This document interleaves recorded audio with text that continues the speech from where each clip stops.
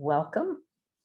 And this evening, we are wanting to talk about inner peace a little bit. The name of this talk that we came up with is 5 Steps to Inner Peace. And the idea for this, of course, came because we are in a situation in this world that is just remarkably confusing, relentless, and disheartening in some ways, with the violence that is going on in Ukraine, the violence that is going on in many places throughout the world, the underlying violence that is sort of part of so many cultures. We were just talking, before this started, about violence that's been happening all over the world. And that feeling of violence is something that when we practice yoga, we often come to yoga thinking, well, I need to find inner peace and I need to find stability and equanimity. And sometimes it's almost an escapist route, but often it is something that really can start to nourish a seed of peace throughout our own little community, and then that can filter out into the world. And when we look at the violence that is happening in the world today, from racial violence to violence against women to violence against children, and then wars, what really starts to happen and what we start to see is that violence begets violence, that it sort of snowballs. And we find ourselves in this time where a question we really need to ask is that what is at stake for all of us and for the planet and for our children and those we love deeply? What is at stake if we don't do something proactive to address this rampant violence that is in the world? And to ask ourselves questions like, what kind of world do we actually want to live in? In fact, as we talk about with karma and the action that you take in the world having impact, the actions we take can impact the kind of world that we live in, the kind of people that we want to be, and the kind of people we want to become. Yeah, I often think, because I'm just one teeny little being, off in the middle of, this little body in the middle of nowhere. What influence can I have? And then we start, thinking about it. And when we bother to really communicate, we just get this feeling of, at least, there's some kind of relief and happiness when we connect with people and when we start to see, and then acting in that way, it's almost like it gives me a sense of hope. Yeah. Of course, right now, there's no guarantee. And so really, I get tickled thinking back to the observation a number of talks ago that the talks are always kind of the same and they're always kind of different.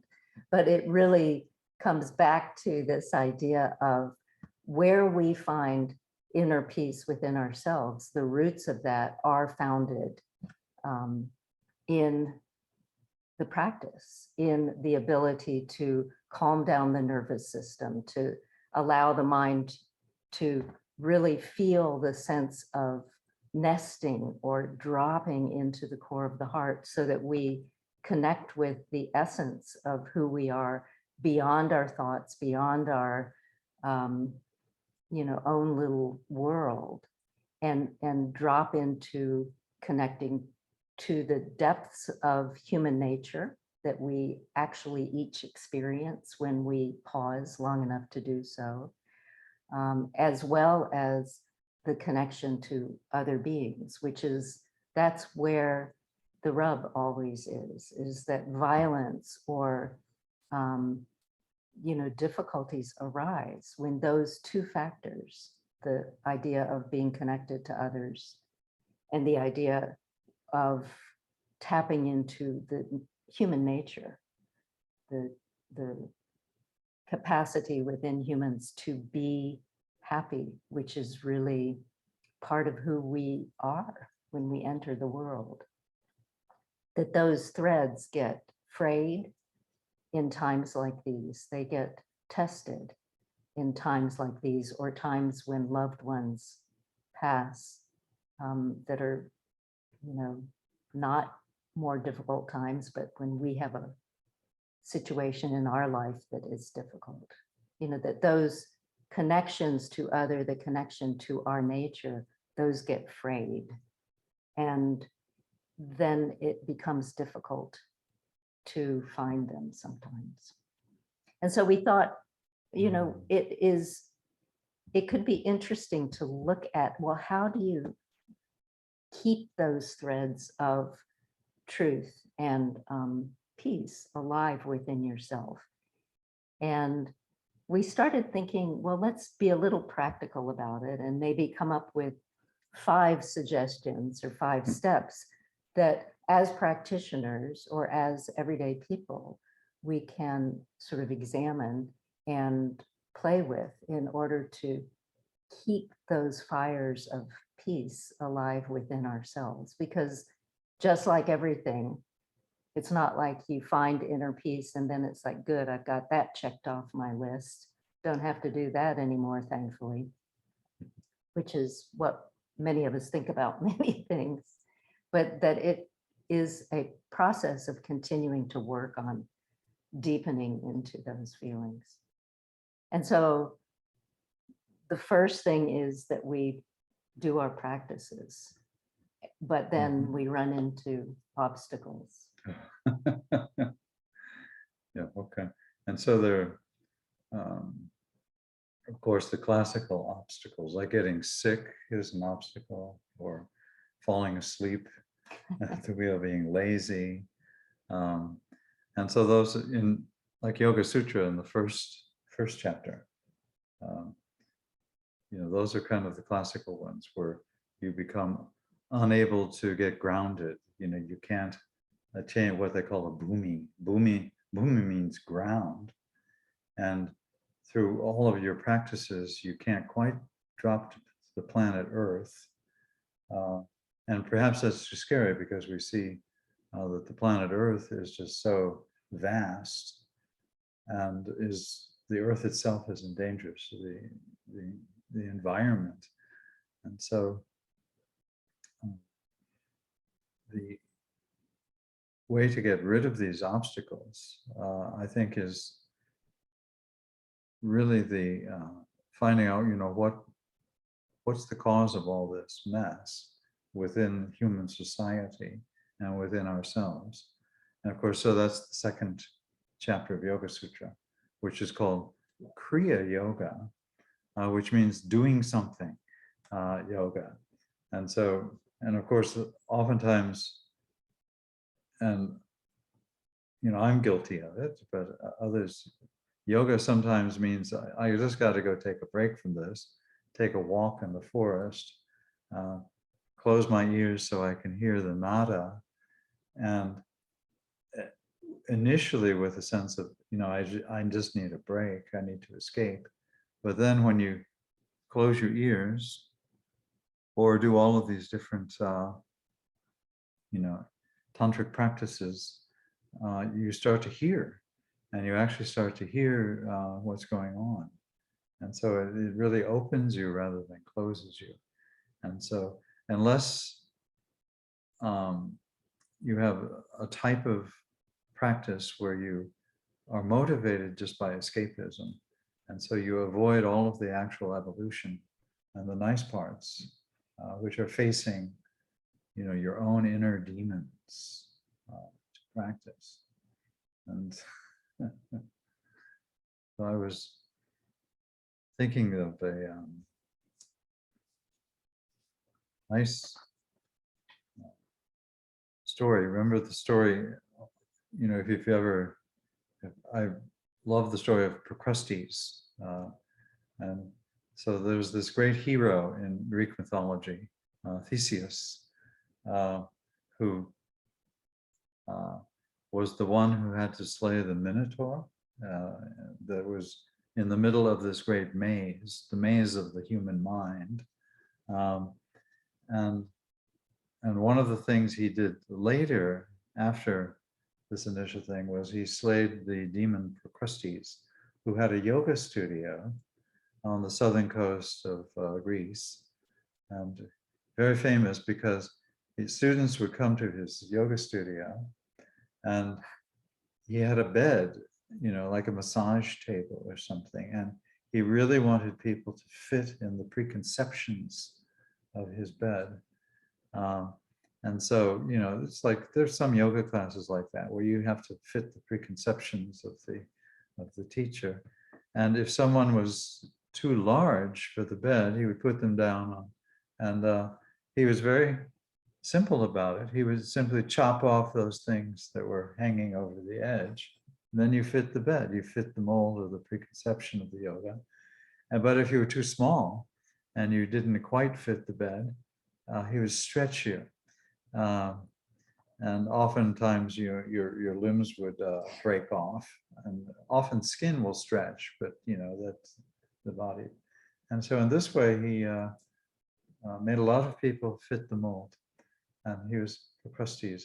And actually Procrustes was one of the demons that Theseus killed. Actually, there were 6 of them. But before that, he had this very esoteric thing where he was given the task of slaying this very evil monster who is Minotaur, which means someone who's half human and half bull. And you can play with that idea as much as you like. But the Minotaur survived. This Minotaur lived inside of a maze, a very complex maze, and almost like the maze of the mind. And he loved to eat children. And so at least twice a year, the people in what was become Greek society had to send down to this island of Crete a whole bunch of children and other things, for the Minotaur to eat. And this was quite, it was very sad. And the Minotaur, of course, represents our own conflicting inner nature, where, have you ever felt angry particularly recently, or even gotten angry at inanimate objects? Like your computer. Like your computer or your phone or something, or Alexa. I don't think people get mad at Alexa. We'll find that out. We have people who know. Yeah, we have people who actually know the technology, but and so he was sent by his father, who was actually the king, and Theseus was this quite amazing hero, divine hero, and he went down and he decided, how can I, get into this maze? And this creature was actually the child of the wife of Minos, the kind of evil king who had this huge palace. And in most stories, the maze, the labyrinth, is below the palace, And a number of other people decided, well, it actually was the palace. And they have all these different theories. There's so many theories about this. It's kind of delightful. And so and his trick with the maze was very amazing. He decided to go into the maze, but he cheated and he tied a string at the doorway. And he had a very long string. And so that way he would be able to get out quickly. And then he had also had the advice of some of the people who knew about this maze that don't be tempted to go to the left or the right. And when I hear the words left and right, I think politics. So don't go to the left or to the right, because then you're falling into the traps, and you could just wander forever. And so stay on the middle path, and with this string, so you can get out quickly. And so he was able to drop down and down and down, deeper and deeper, until he got to the place where the Minotaur lived. And then he had a fight with the Minotaur, who was extremely strong. But Theseus was famous for, he slayed, actually thousands of demons like this. And he actually defeated the Minotaur.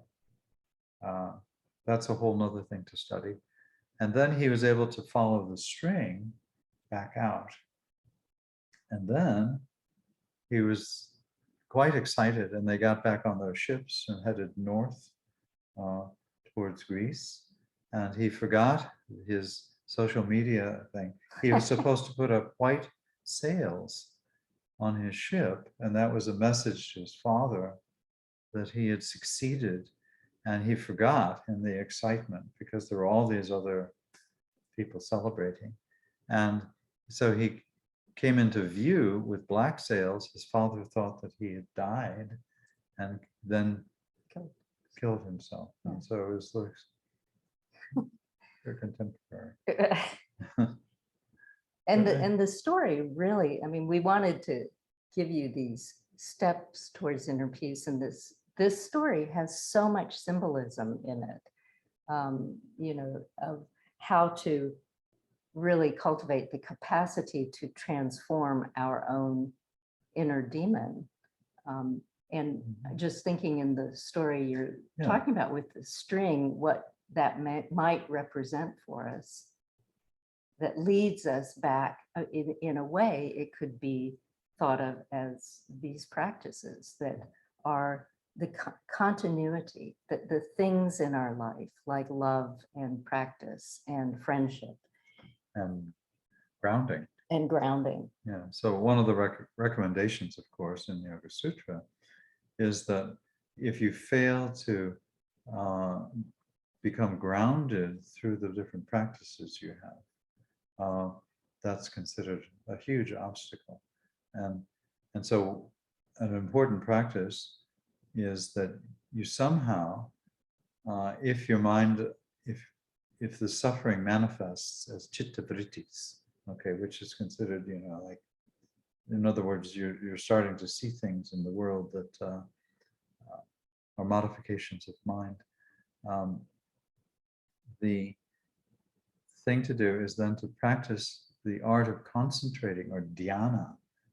And so to focus the mind, you have to have a trick. And this is the trick of religion, or the trick of belief, or the trick of a mantra, or the trick of holy words, or even the surrender to Ishvara, who is considered the ultimate enlightened being, who actually is part of your own mind within the teaching of the Yoga Sutra. And so that ability to concentrate the mind, you have to trick the mind into focusing.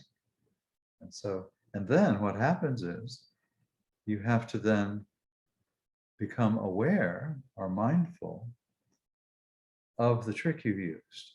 And so if I am aware of, say, I use some beautiful goddess as my way of focusing the mind, believing that she is, of course, Ishvara, I have to realize that she's actually part of, you know, not my own mind, but of mind in general.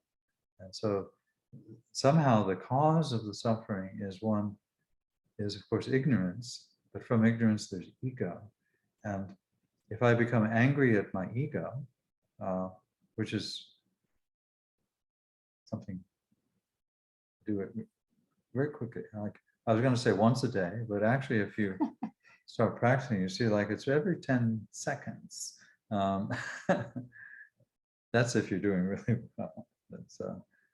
And so you start to see, and that, you know, that this being is actually, that's the nature of my mind is the Minotaur, this horrible creature that loves to eat children, basically.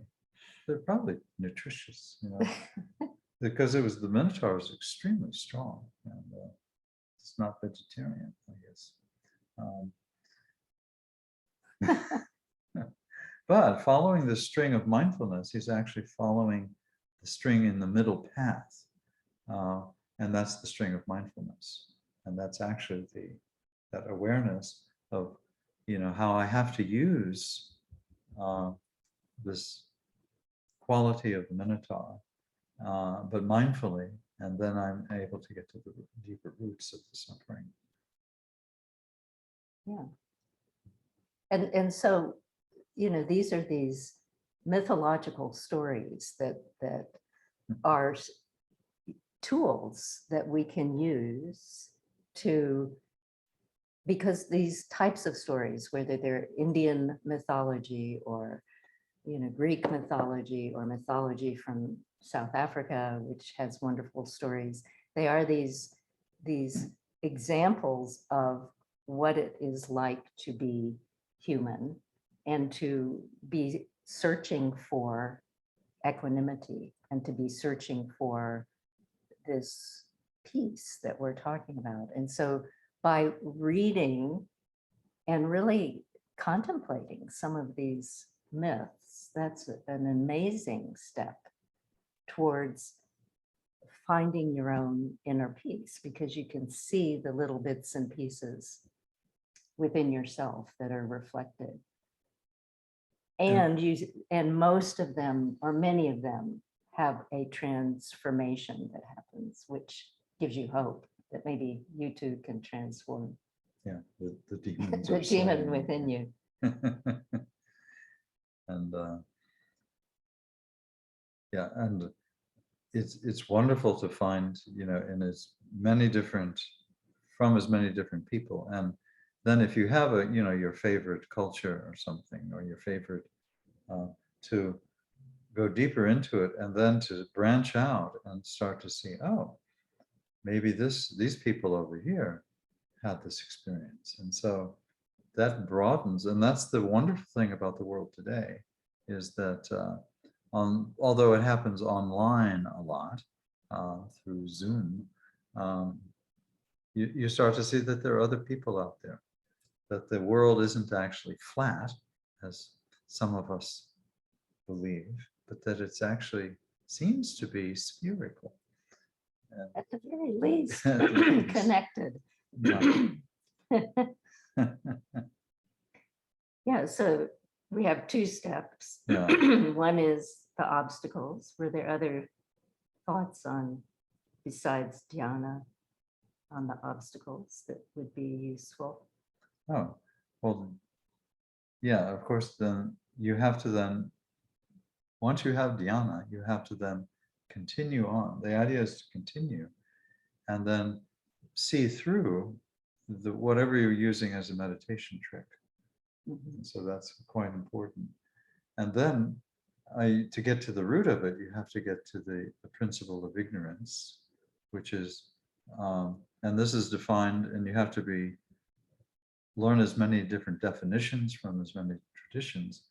Many of them are spot on, and many of them, you know, will avoid it if they're trying to get some more children for dinner. Okay. And that is, you know, one is you confuse name and form. And so particularly in the age of computers, a form, which is an inexpressible, infinite, direct thing that you are experiencing, which is awesome, which causes nirodha, just in its, it takes your breath away, literally. Um, that if you reduce it to a code, oh, this is the code for it. I just have to remember it and type it in at the correct moment. Then that's ignorance, in which the code, but you can't help but reduce things to name. But then you have to be able to cease that process. So that's very important, and that cuts through. And then from ignorance or avidya comes the sense of ego, or I am, in the sense that I am something separate from everything else. And that's, then from that you get raga. So raga is it's considered, often translated as lust, but not lust in just in the sense of sensual lust, but it's the taste of like, oh, maybe some more money or some more political power, or if I had a couple more countries under my control, or a whole bunch, or or if I could simply purchase Facebook or WhatsApp, and so all of this is and you get excited about it. And so when you're excited about it and you want it, you're thinking that's going to cause happiness. And then when it doesn't work out and you become something, then you become angry. And anger is really the source of suffering. And it's either, it's a disappointment and it's a rage that becomes just like, so that's quite sad too. And then, so the Yoga Sutras are saying, it's, you have avidya, asmita, and then raga and dvesha. So you won't have this hatred in the world if people don't have any desire, but they have a desire to be happy. But their picture of happiness is simply to get. It's mistaken. Yeah, the technique, and they think happiness, although, if you don't have any money, it's natural you want to have enough money to cover, to eat, and you want others to have that much money. But then once you think, oh, money is the key rather than food, then you substitute money for all of the things that people need, which is natural in a capitalist society. And so then what are you going to do? Then you think, well, the more money, the better. So I become a billionaire. And there's even certain people that around these parts that are thinking of becoming trillionaires, which they're worth more than any country. It's like pretty impressive. And so raga, dvesha, and then, but what everyone turns out to have is abhinivesha, which I often translate as fear of yoga, but it's actually fear of death. And it's a biological, it's built into an organism, any type of organism, even ones at the ends of their lives. They go through a phase where the body just the organism doesn't want to die. And it's also a fear of losing the ego, fear of death of the ego, which is, fear, so you dissolve. And so in terms of your own inner peace, if you can see that as a natural process that's going on for you, yourself, and for others, and if you can witness it and then step back from it, and do that over and over, that's how you can then find this place of equanimity that then starts to transform your experience into a more consistent state of steadiness and stability, which, as we've always talked about, and yourself, it's all a process, and it all is it gets really mellow and sattvic and smooth and wonderful. And then the bottom drops out of it and it becomes, dull, or it becomes tamasic, and then it becomes booted back into action. And so what you start noticing when you start noticing the feeling of being more peaceful through these practices and through seeing, mythology and sort of your own storyline, which is given birth through the mythology, is you start to see that it isn't really you that is Yeah. having this experience, that you are, sort of riding the wave of peace that is all around you all the time, if you can just settle the mind into the Be embodied mindful. experience. Because really, truly, when you look outside of yourself, the chaos that so many of us experience, even though there are things like war, and indeed in Ukraine right now and other places, there are incredible acts of violence going on and incredible suffering. In any given tiny little corner, there is, when someone is suffering, there is this perception of the difficulties and the perception of,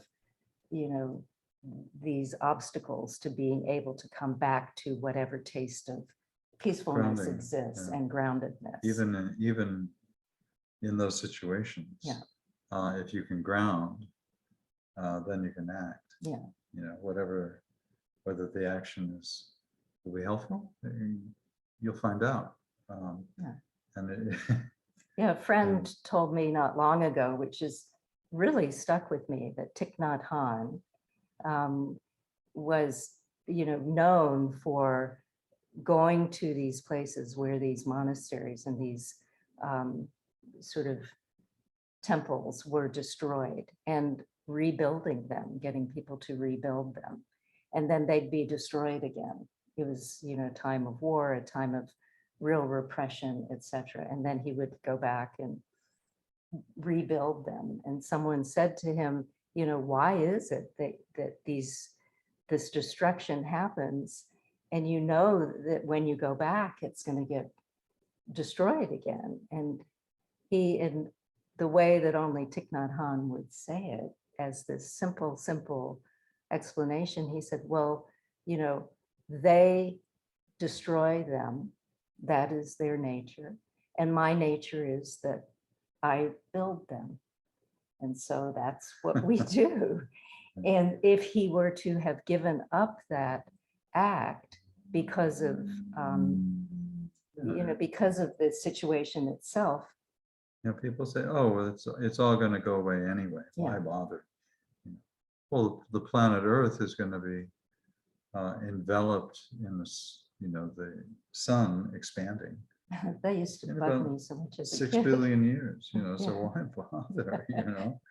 And but this whole thing, the Yoga Sutra goes, it shifts into this, what is actually a pure Sankhya, towards in the middle of the second chapter, in which it says, well, you start to see that it's all just the gunas acting on the gunas. So even the destruction, the all of the bodies and the ideas involved are just gunas acting on gunas, which means it reflects the first of the truths of the sarvam dukkam, that it is all essentially suffering, but that suffering has a cause. And then there's a way of getting rid of that cause of suffering. And then there's the method, which is the Eightfold Path. So, and that's essentially the Theravadan Buddhist approach. Good. Yeah. So we have, these are things to contemplate. So you run into obstacles, either the simple things like sickness and sloth, or you run into the more difficult things, and really looking into these ideas of how how to address the obstacles you run into. That's one step to returning to this feeling of peace. Yeah. And then the step of really seeing yourself in other people's stories, seeing that that you indeed are part of an archetype, which is the human Yeah, the human human family. being. Like Yeah. it's embarrassing, but yeah. And just to see, like that in communication, you start to see that others have the same, Yeah. you have a unique expression of your psychosis or your neurosis, but it's not that unique. Yeah. And then there's some feeling of, there's an automatic feeling of compassion or relationship once you. And the idea of the ego latching onto these things, we were, just thinking also that by seeing that it is not unique, you feel the sense of, even through the practices, and especially actually when you do practices, that it is important to not feel that you are extraordinary for doing them or for your insights that might have come, but indeed you are part of this big species, and this big species is part of this big interconnected world. And all of it is really pretty ordinary. And when you can see it as ordinary and see that there are these wave patterns of suffering and non-suffering, of peace and non-peace, then you start to feel grounded in the state of being peaceful, of being more happy, of having a tender heart, feeling vulnerable, but also being okay with that. Yeah. And we had, Sure. yeah. Well, I was just One- thinking that in terms of embodiment, Yeah. that if you enter the labyrinth, your own Wow. belly is part of that labyrinth. And if you can actually drop the prana down, you have to deal with all of those left and right turns, which are basically your intestines and other nerves and things, that you actually, you have all of the triggers of all of these emotions, and almost in their simple forms, their animal-like forms, which is like all these dragons and things, and to really drop into the body, into the breath that way. Yeah, and cultivate the trust to be able to do that. Yeah. Yeah. And then we have 3 more steps, Oh. which we'll elaborate on, but that are actually, they're folded into one, and it really is this, and that this actually applies to what we've been talking about so far. And we'll go through these a little more quickly because they're not Yoga Sutra, etc., but they're really good for yoga practitioners, and they are based under the umbrella of self-inquiry or svadhyaya, that you always really cultivate the ability to be honest with yourself, to be almost brutally honest with yourself, and in so doing, there are a couple of things that kind of popped into our minds. One of them Well, the being Sanskrit is satyam, to be honest. Yeah. Truthful. And doesn't mean you always have, you're still allowed to tell a lie to save somebody's life, in a situation. But it's like, what is the actual reality? And to do that, satya, virya, you have to be, that's heroic. Yeah. Which is what, in good posture. yeah, you would think Theseus would have been able to be like that in order to get where he got. Yeah. Yeah. And so some of the sort of more everyday things we thought of are, we were thinking about the mythology and the stories that are sort of the metaphors for our life, but then we each have our own stories. And I started thinking of it as calling it the I frame.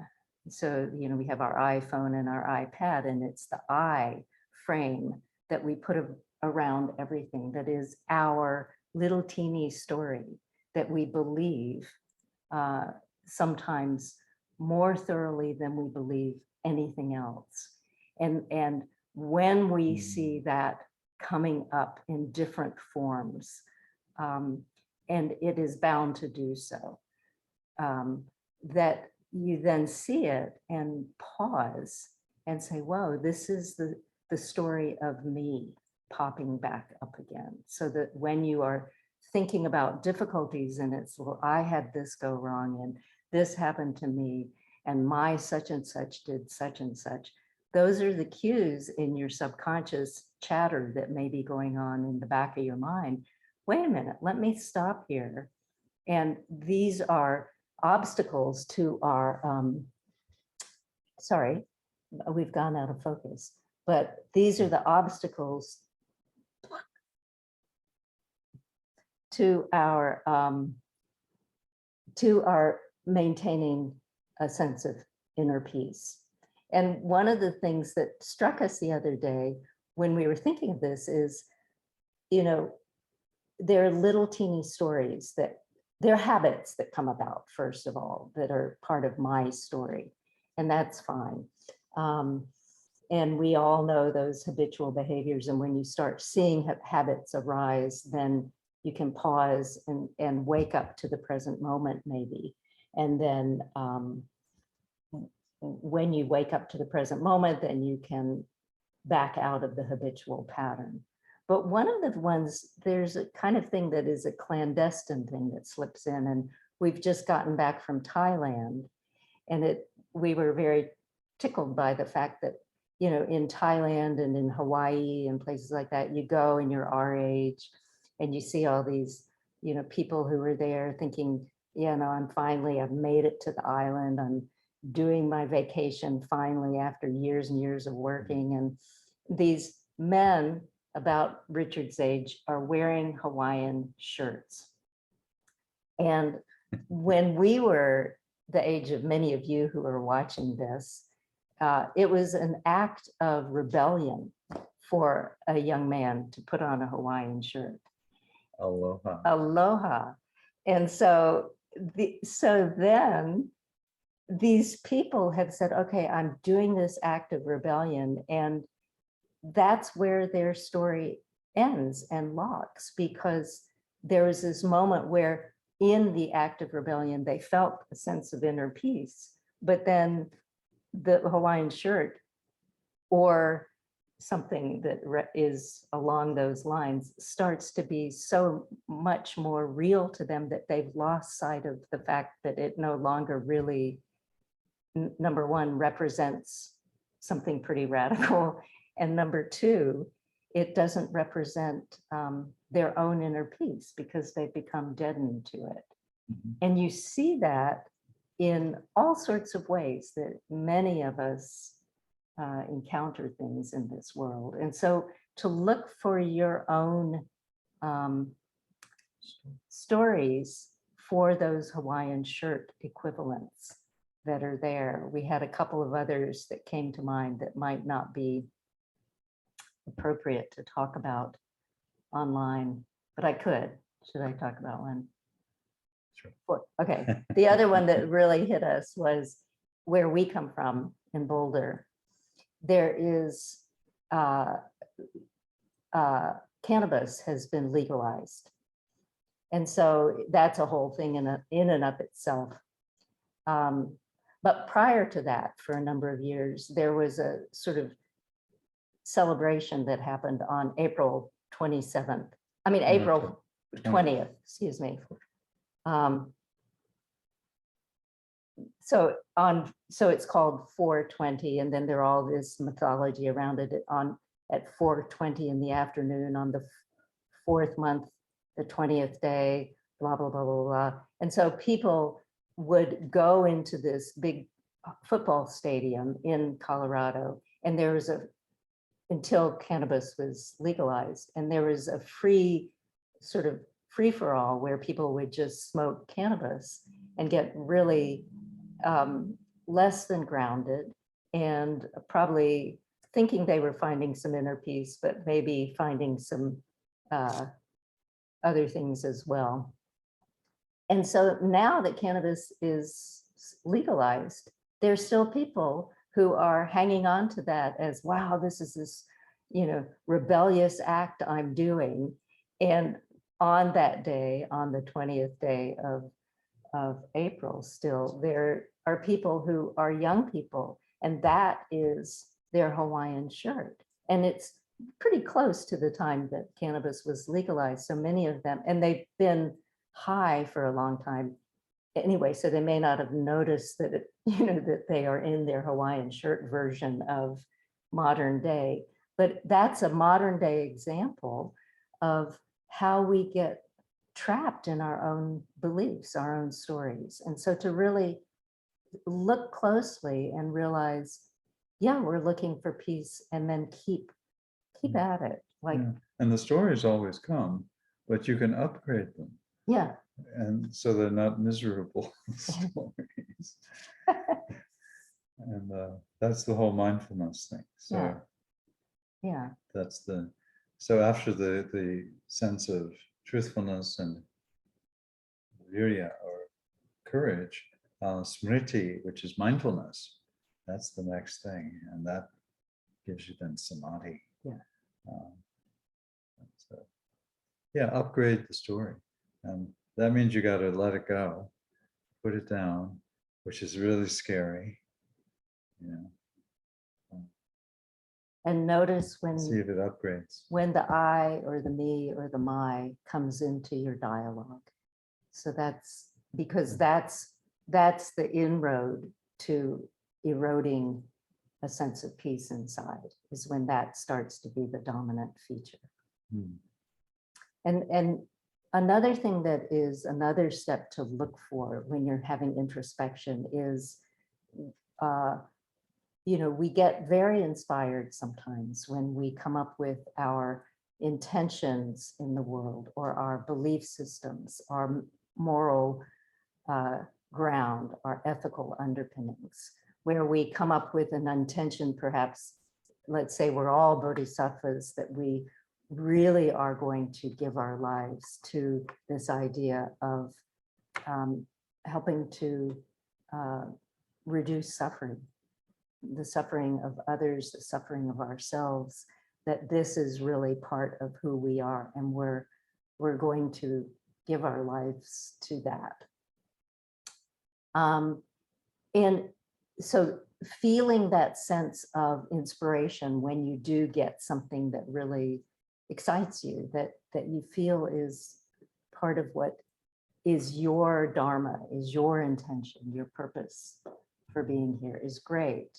But then what happens, and this is the introspection, is that, and I'll use the idea of helping to relieve suffering in the world as the base here, but that could be, let's say, your aim in life. And then you decide you're going to do, some sort of job that, helps to reduce suffering in the world. Maybe you're becoming a politician, or you're becoming a yoga teacher, or you're becoming a school teacher, helping young children. But then what very, very often happens is that there starts to be a split between our ethical underpinnings, our intention, and our motivations for our actions, where the motivations for our actions become more self-oriented rather than oriented towards the bigger ideal that we have. So that I am doing this work, but I have my family I must feed, that's all very good and true. But I'm going to sort of sacrifice the environment by, cutting down forests in order to do my work, because I happen to be a farmer who is near a forest.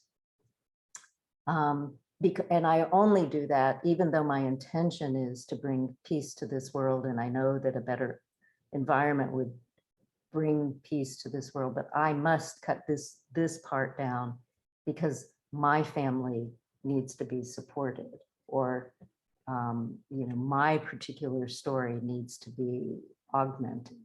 And Mhm. when you have a split between your intention and your motivation, inside you start to feel a sense of moral dissonance.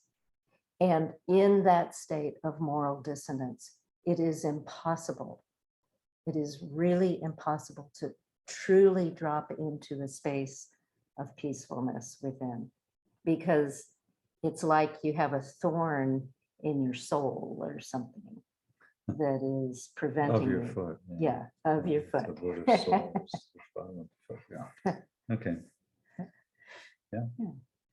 And so that's another step, is to really look deeply at what are your motivations for your actions, and are they really in alignment with the real motivation. the real motivation? Yeah. And that's where you have to sometimes be a little bit brutal with yourself.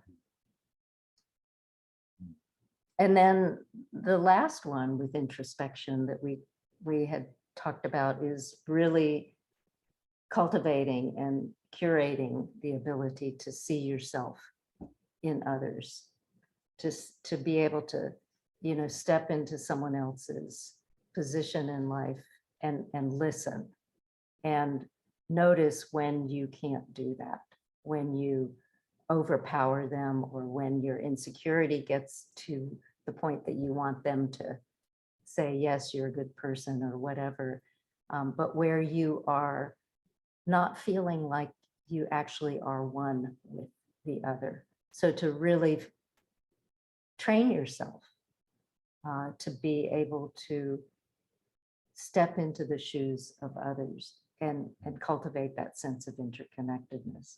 And sometimes you got to choose some people to practice stepping into the Yeah, shoes who are nice people. And so you allow them to be nice without being envious of them. yeah,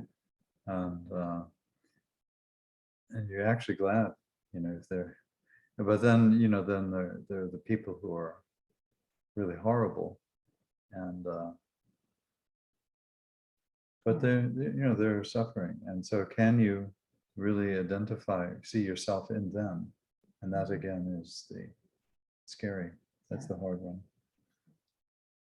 and so it weaves back around all of this to just, doing the practices that help you to stay awake to what's actually right before you, rather than falling into some sort of storyline of your own. So,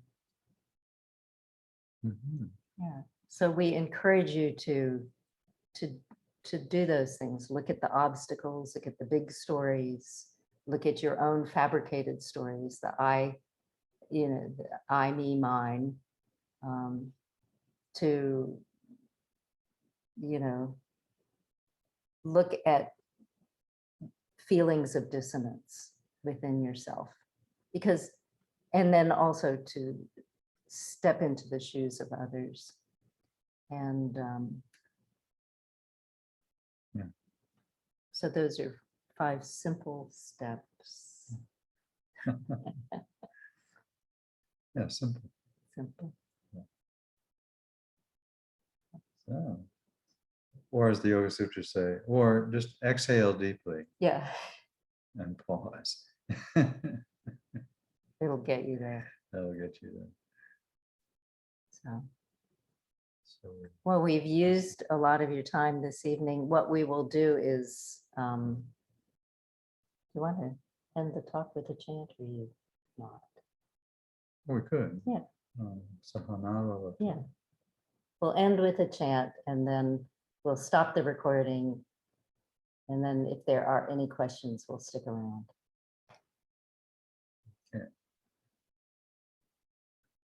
Om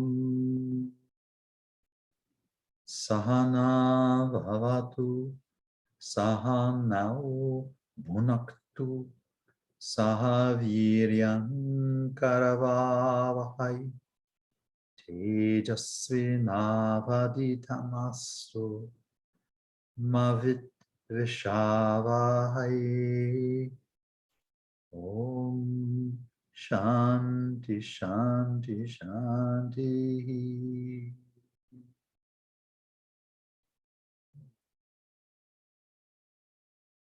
Thank you very much. Yeah. Good to see you. Thank you all.